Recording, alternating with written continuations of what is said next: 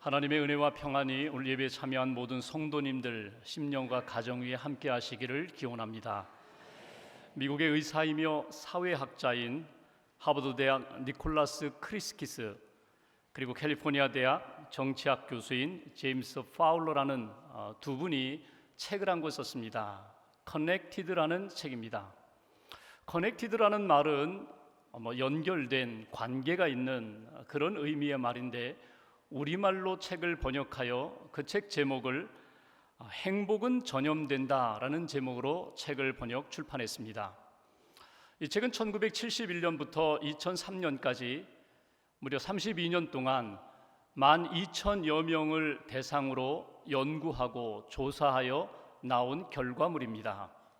가까운 사람들, 친구, 부부, 이런 사람들의 관계 속에서 행복이 어떻게 일어나는가, 행복의 생성과 행복이 어떻게 발전되고 확산되고 증거되는가, 영향을 주고 영향을 받는가, 그 부분에 대하여 사회학자, 심리학자, 의학자, 공학자, 여러 분야의 학자들이 함께 참여하면서 나온 결과물입니다. 그리고 하나의 법칙을 제시를 합니다. 그 법칙을 3단계 영향의 법칙 또는 3단계 인간관계의 법칙이라고 그렇게 표현했습니다. 우리가 많은 사람들 속에서 살아갑니다. 그런데 똑같은 관계 속에서 사는 것은 아닙니다. 가까운 사람이 있고, 조금 멀리 떨어져 있는 사람이 있고, 조금 더 떨어져 있는 사람이 있고, 만나기는 하는데, 인사는 하는데 나와 전혀 관계와 교제 없이 살아가는 그런 사람들도 내 주변에 얼마든지 있습니다. 3단계 영향의 법칙, 3단계 인간관계의 법칙이라는 것은 특별히 나에게 영향을 주고 내가 영향을 끼칠 수 있는 관계들이 있다는 것입니다. 1단계 친구, 배우자, 나랑 늘 가까이 지내는 사람, 영향 주고 영향받는 1단계 친구가 있고, 2단계는 나의 친구의 친구입니다. 한 다리 건너죠.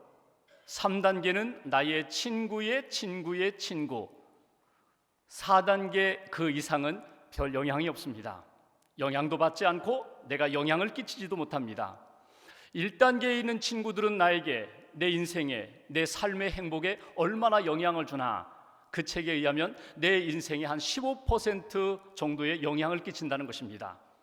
2단계 10%, 3단계 7%, 그러니까 내가 만나는 많은 사람들 가운데 1단계에 가장 가까이 있는 사람들에게 영향을 끼치고 영향을 받으면서 살아가고 있다. 여러분, 그 책에 보면 이런 이야기가 있어요. 내 이웃집이 있어요. 늘 나와 인사하고, 아침에 인사하고, 지나갈 때 스쳐갈 때 인사하는 내 이웃집 사람이 요즘 행복해요. 이유는 모르겠어요. 아직 이유를 말하지 않아서 모르겠지만 내 이웃집이 너무너무 행복해요. 그러면 나도 행복지수가 올라간다는 거예요. 여러분, 혹시라도 여러분 마음 가운데 이웃집이 행복한데 내 배가 아프다, 나도 모르게 속상하다, 나도 모르게 우울해진다, 그러면 건강한 분 아닙니다. 이웃집이 행복할 때 나도 모르게 기분이 좋다, 내가 만나는, 내가 늘 가까이 대하는 그분이 너무너무 해피해요. 얼굴이 환해졌어요. 그러면 나도 얼굴이 환해진다. 그것이 건강한 인격이고 건강한 신앙인의 모습입니다. 여러분, 그 책에 이런 이야기도 있어요. 결국은 시간이 흐르면 행복한 사람들은 행복한 사람들과 더 가까이 교제하게 되어 있다. 행복을 잃어버린 사람들, 스스로 생각할 때 나는 불행한 사람이야, 원망이 있고 불평이 있고 투정이 있고 늘 어두움이 있는 그런 사람들은 그런 사람들끼리 가까이 모이게 되어 있다는 것입니다. 여러분, 스스로에게 한번 질문을 던져보십시오. 나는 행복한가? 나는 정말 행복한 삶을 살고 있는가? 신앙적으로 점검해 볼까요? 영적으로 나의 신앙의 생활은, 신앙 여정은 정말 행복한 여정을 나는 걷고 있는가? 성경의 말씀처럼 항상 기뻐하고 쉬지 말고 기도하고 모든 일에 감사하는, 나를 향하신 하나님의 뜻에 맞추어서 나는 그렇게 행복한, 기쁨이 넘치고 감사가 넘치는 신앙의 여정을 걷고 있는가?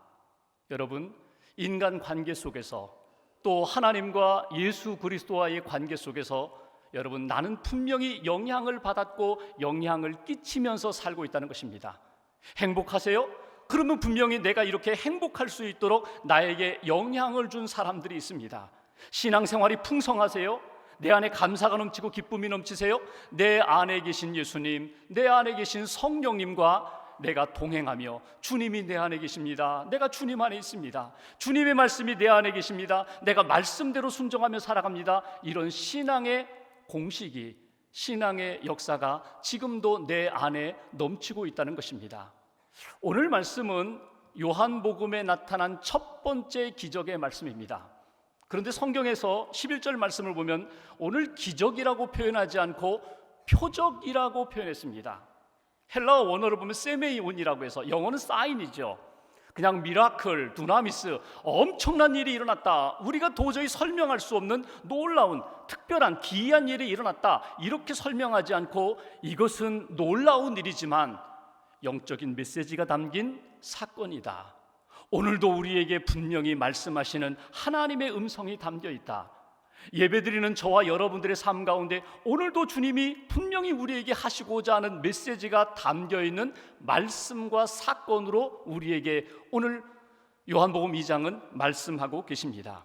오늘 이 말씀을 통하여 예수님이 갈릴리 가나 혼인잔치에 참여하셔서 물로 포도주를 만든 이 기적의 사건이 표적으로 우리에게 나타난다고 말씀하셨는데, 오늘 이 사건을 통하여, 말씀을 통하여 저와 여러분들, 우리 가정과 교회에게 주시는 메시지가 무엇일까?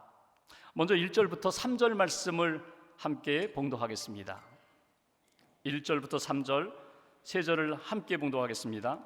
사흘째 되던 날 갈릴리 가나에 혼례가 있어 예수의 어머니도 거기 계시고 예수와 그 제자들도 혼례의 청함을 받았더니 포도주가 떨어진지라 예수의 어머니가 예수에게 이르되 저들에게 포도주가 없다 하니, 저들에게 포도주가 없다, 포도주가 떨어진지라. 오늘 갈릴리 가나 혼인잔치에 포도주가 떨어졌다는 말씀으로 오늘 시작합니다. 오늘 이 말씀 속에서 주시는 첫 번째 메시지가 있습니다. 우리가 인생 여정을 걷는 중에, 우리가 신앙의 여정을 걷는 중에 정말 뜻하지 않은 시간에 어려움과 부족함을 만나는 때가 있다는 것입니다. 한계 상황에 딱 부딪히는 때가 우리 인생 가운데 있다는 것입니다. 갈릴리 가나 혼인잔치에 예수님의 어머니 마리아, 예수님의 제자들이 초청을 받았습니다. 그리고 혼인잔치에 참여하여 함께 먹고 마시며 기쁨을 나누는 중에 오늘 포도주가 떨어졌습니다. 당시 넉넉하지 않았던 유대인의 삶 가운데 특별히 매년 생일잔치는 못하더라도 자녀의 결혼잔치는 충분히 준비를 하게 되어 있습니다. 일생에 한 번 있는 내 자녀의 결혼을 위하여 부모는, 가문은, 집안은 모든 것을 동원하여 최선을 다하여 준비를 합니다. 보통 일주일 동안 혼인잔치를 베풀게 되는데 부모의 입장에서는 오시는 하객들뿐만 아니라 친지들뿐만 아니라 친구들뿐만 아니라 모든 사람들이 일주일 동안 함께 기쁨을 나누는 시간입니다. 그런데 포도주가 떨어졌습니다. 왜 포도주가 떨어졌는지 이유는 몰라요. 초청하지 않은 손님들이 너무 많이 오셨는지, 아니면 오신 분들이 2배, 3배 예상보다 더 많이 드셨는지 이유는 모르지만 포도주가 떨어졌어요. 잔치를 더 이상 진행할 수가 없어요. 이것은 낭패입니다. 그 집안의 수치입니다. 두고 말거리가 되는 문제입니다. 많은 사람들이 모여 있어요. 거기에 보면은 당시에도 영향력 있는 사람도 있을 것이고 재력 있는 사람도 있을 것이고 지식이 많고 경험이 많은 사람들도 있었을 것입니다. 그러나 누구도 포도주가 떨어진 이 상황 가운데 해결할 수 있는 사람이 없어요. 여러분, 우리 인생도 마찬가지 아닙니까? 내 인생 가운데 전혀 예상하지 못한 일들이 우리 인생 가운데 일어납니다. 나는 평생 건강할 줄 알았어요. 하룻밤 새워도 끄떡없을 줄 알았어요. 그런데 어느 날 보니까 내 건강이 떨어졌습니다. 무엇인가 새로운 일을 시작하고자 하는데 그동안 가지고 있었던 재력, 경제력 하루아침에 땅에 떨어졌습니다. 사람들을 많이 알고 있어요. 네트워크가 좋아요. 인맥이 좋아요. 그래서 누구에게 전화해도 당장 달려올 줄 알았는데 어느 순간에 보니까 하나 둘씩 나의 연락을 받지 않더니 다 떨어져 남고 홀로 남았어요. 사랑하는 사람, 그들과의 우정, 변치 않을 줄 알았는데 사랑이 병들었어요. 사랑이 식었어요. 우정이 변질되었어요. 나를 떠나요. 배신해요. 그런 일들이 우리 인생 가운데 일어난다는 것입니다. 여러분, 이런 위기 상황 가운데, 이런 한계 상황 가운데 어려움과 부족함에 부딪혔을 때 여러분들은 어떻게 하십니까? 찾아야죠. 이 문제를 해결할 수 있는 사람을 찾아야죠. 이 문제에서 도움받을 수 있는 사람을 찾아야죠. 이것이 보통 사람들의 모습입니다. 오늘 가나 혼인잔치, 포도주가 떨어진 상황 가운데 예수님의 어머니 마리아가 오늘 어떻게 합니까? 3절 말씀 다시 한번 보십시오. 포도주가 떨어진지라 예수의 어머니가 예수에게 이르되, 누구를 찾아갑니까? 예수님을 찾아갑니다. 이미 우리 안에 계신 예수님, 우리와 함께 계신 예수님, 이 모든 상황을 아실 뿐만 아니라 이 모든 상황 가운데 온전한 해결자가 되실 예수님을 향하여 마리아가 찾아가는 것을 보게 됩니다. 문제는 있지만 그 문제에 온전한 해결자만 있다면 문제는 문제가 되지 않아요. 간혹 여러분, 비행기를 타다 보면은 스튜어디스가 이런 방송을 할 때가 있습니다. 혹시 기내에 의사 선생님이나 간호사 선생님이 있으면 좀 앞으로 나와주세요. 그러면 이렇게 둘러보면은, 아, 이거 누가 편찮으신가? 응급 상황이 생겼구나. 그러면 정말 일어나요. 남자분도 일어나고 여자분도 일어나고, 그래서 앞으로 가요. 그리고 조금 시간이 지나면 다시 불안해하는 승객들을 향해서 또 방송을 하잖아요. 예, 의사 선생님이 도와주셔서 응급처치가 되고 잘 진정이 됐습니다. 안심하십시오. 여러분, 분명히 문제가 생겼어요. 그런데 그 문제를 해결할 수 있는 의사 선생님만 거기 계신다면 여러분, 문제가 되지 않습니다. 그것이 다른 사람의 어려움이 아니라 정작 내 가족의 문제, 나의 문제라고 생각해 보십시오. 문제가 생겼어요. 나는 스스로 해결할 길이 없어요. 내 옆에 있는 사람도 해결할 수 없지만 그 문제의 해결자가 이 공동체 안에, 이 비행기 안에, 이 잔치자리 안에 계시다면 문제가 되지 않는다는 거예요. 오늘 첫 번째 우리에게 주시는 메시지가 있어요. 우리 인생 여정 가운데 뜻하지 않는 일들을 만나게 됩니다. 어려움도 있고 부족함도 있고 위기 상황도 있고 내 힘으로는 도저히 힘쓰고 애써도 해결할 수 없는 문제를 만났을 때 오늘 성경은 우리에게 분명히 이렇게 말씀하십니다. 예수님을 찾으라. 예수님이 함께 계심을 확인하라. 예수님이 우리와 함께 계시고 이 모든 상황을 알고 계심을 믿고 예수님을 초청하라. 예수님께 나아가라. 이것이 오늘 우리에게 주신 첫 번째 메시지입니다. 두 번째 메시지 보실까요? 제가 3절부터 다시 한번 봉독하겠습니다. 3절, 포도주가 떨어진지라 예수의 어머니가 예수에게 이르되 저들에게 포도주가 없다 하니. 4절, 5절, 2절 같이 봉독하겠습니다. 예수께서 이르시되 여자여 나와 무슨 상관이 있나이까? 내 때가 아직 이르지 아니하였나이다. 그의 어머니가 하인들에게 이르되 너희에게 무슨 말씀을 하시든지 그대로 하라 하니라. 문제가 생겼어요. 어려움이 생겼어요. 위기 가운데 있을 때 예수님을 찾았어요. 그리고 예수님의 어머니 마리아가 믿음을 가지고 예수님 앞에 간청하는 내용이 오늘 두 번째 우리에게 주시는 메시지입니다. 하나님은 지금도 우리가 어려움을 만났을 때, 위기 가운데 있을 때, 한계를 만났을 때 믿음으로 주님 앞에 나와 간청하기를 원하십니다. 믿음으로 나오기를 원하세요.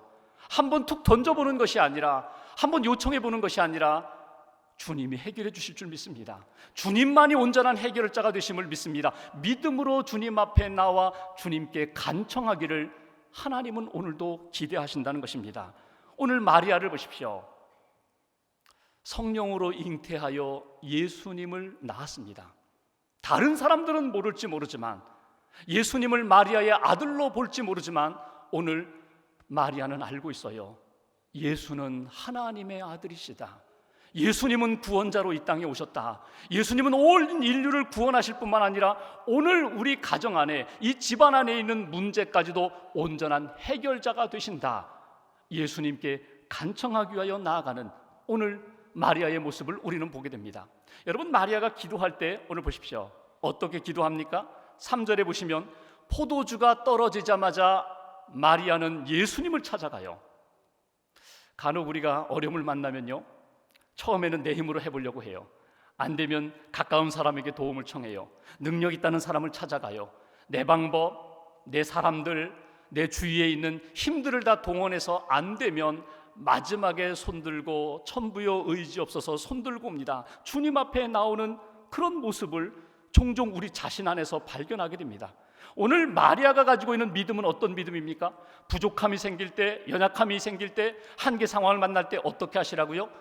예수님께 먼저 찾아가시라는 거예요. 그리고 오늘 간청하는 내용 보십시오. 포도주가 떨어졌습니다. 저들에게 포도주가 없습니다. 주님 도와달라는 거예요. 근데 예수님 참 냉정하시죠? 5절을 보십시오. 예수님의 답변이 무엇입니까?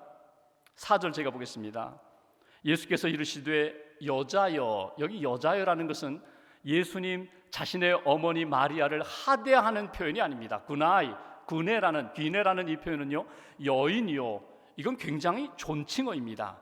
어머니라고 하지 않고 왜 여자여, 여인이여라고 표현했을까?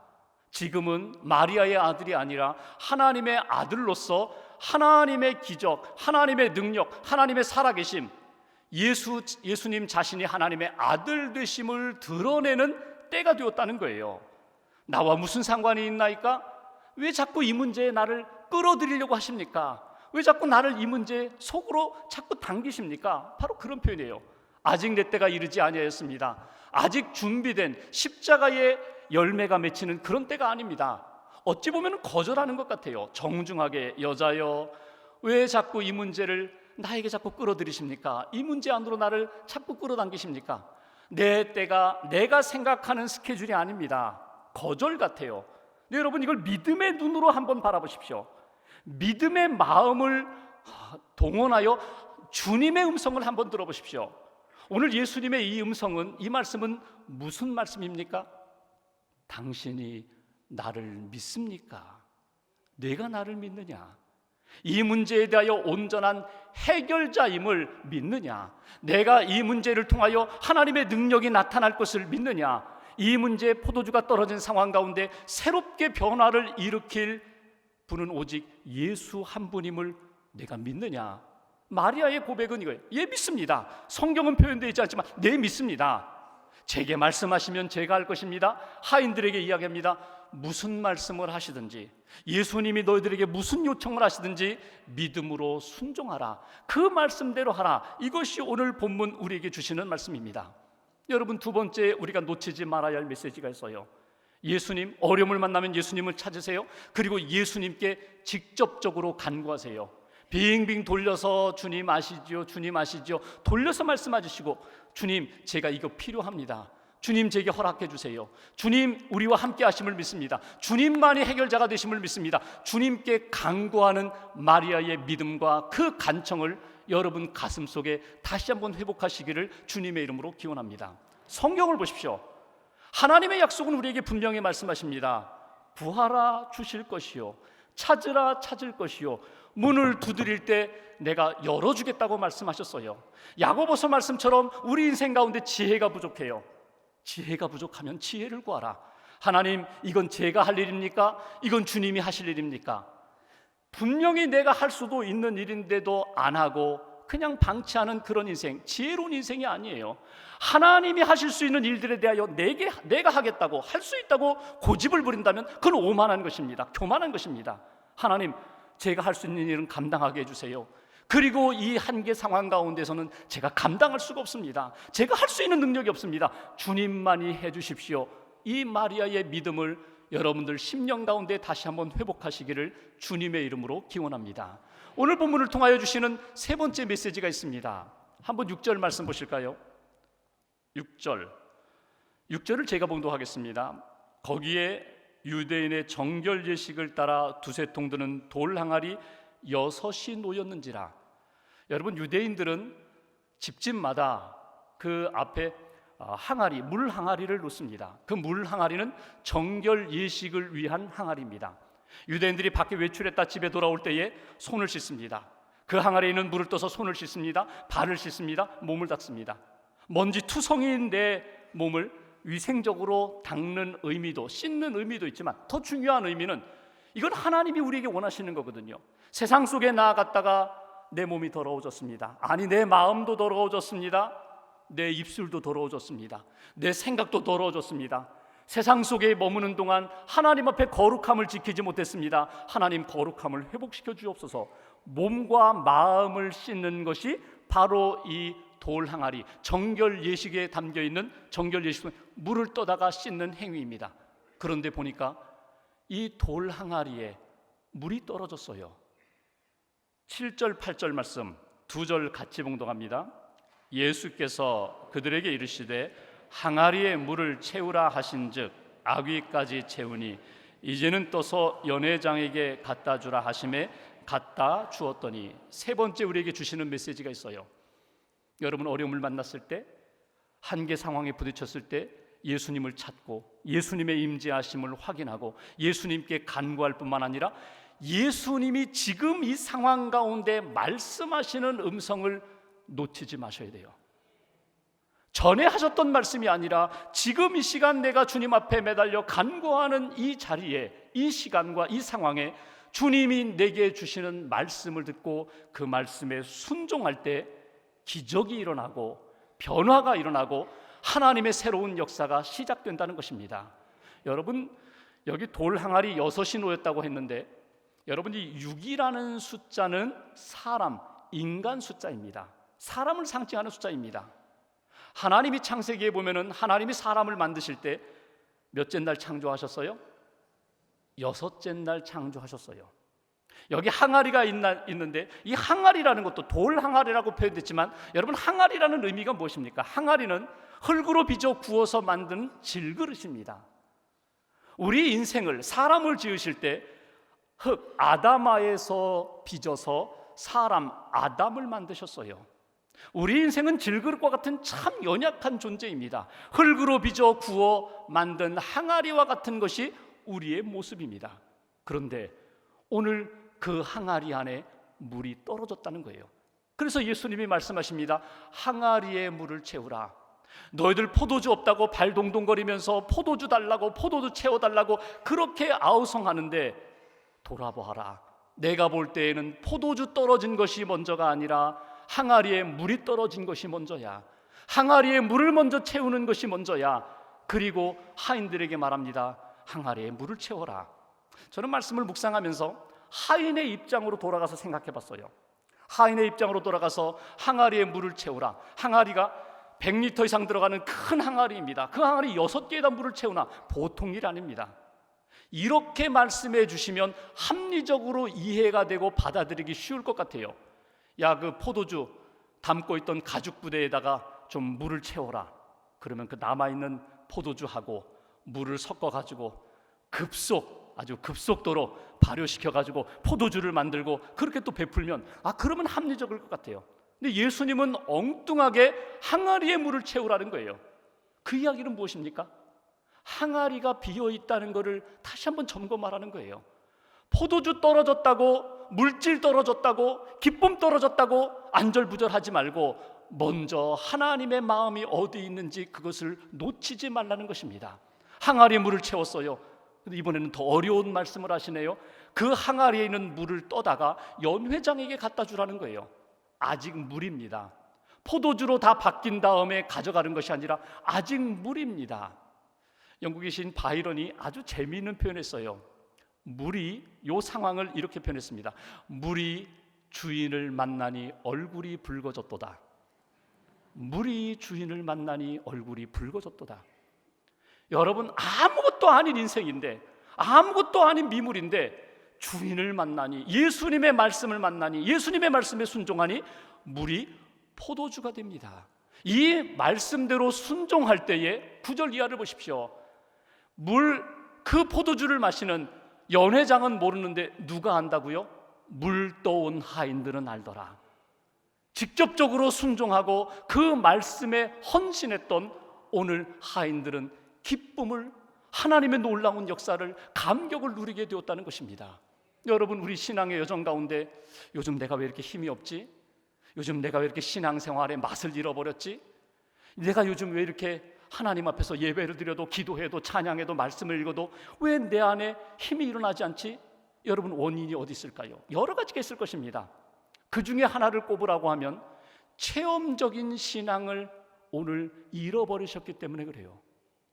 체험적인 신앙, 내가 말씀 붙잡고 기도하고 믿음으로 순종했더니 정말 하나님이 이런 역사를 베푸셨어. 다 과거 이야기, 10년 전, 20년 전 이야기.